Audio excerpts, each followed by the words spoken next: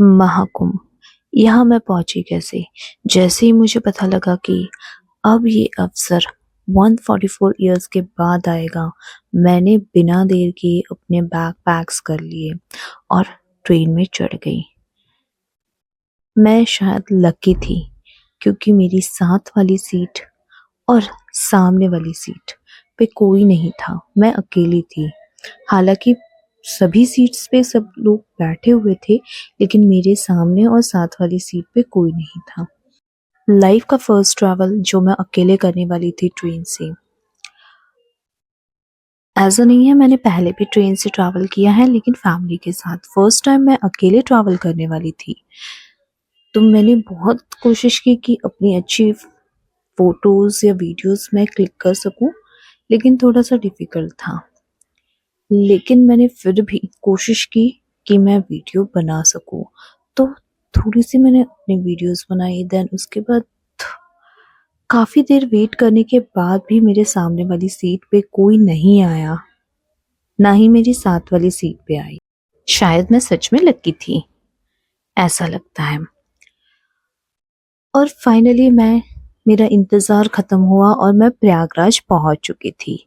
यहाँ पे जैसे ही स्टेशन पे मैं उतरी, मैंने देखा कि बहुत सारी भीड़ उतर रही थी और साथ ही साथ भीड़ के साथ ही जैसे ही मैंने चलना स्टार्ट किया, आगे जाके भीड़ बढ़ती जा रही थी, फिर धीरे धीरे कम हो गई। देन उसके बाद मेरा जो इंतजार है वो खत्म हुआ और मुझे ये पुल दिखने लग गया।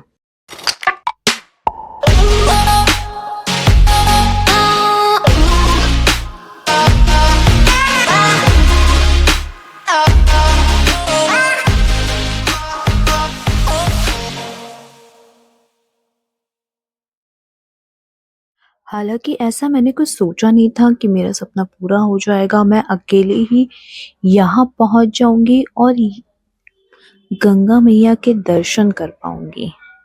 मुझे अपनी आंखों पे यकीन नहीं हो रहा था। स्टिल मैं ऐसा सोच रही थी शायद ये कोई सपना हो जो बहुत जल्दी टूट सकता है, लेकिन ऐसा नहीं था। मैं सच में प्रयागराज पहुंच चुकी थी और ये सब कुछ मैं अपनी आंखों से देख रही थी। इतना अमेजिंग एक्सपीरियंस था ये, इतना अच्छा लग रहा था। हालांकि भीड़ इतनी ज्यादा नहीं थी जितना मैंने सोचा था। सोच के घर से निकली थी कि भीड़ बहुत ज्यादा मिलेगी, शायद मुझे पैर रखने तक की जगह नहीं मिलेगी, लेकिन ऐसा नहीं था बिल्कुल भी।